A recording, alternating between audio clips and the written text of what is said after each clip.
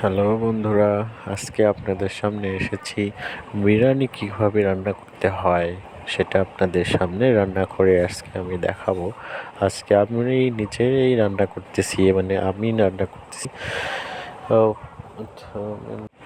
প্রথমে মশলা ভালো করে কষাই লিচি, দেখতে পাচ্ছেন। দেখার পরে চাউল লিচি, চাউল দিয়ে সুন্দর করে নেড়ে তারপরে সুন্দর করে মাংস কষানোটা দিয়ে দিলাম।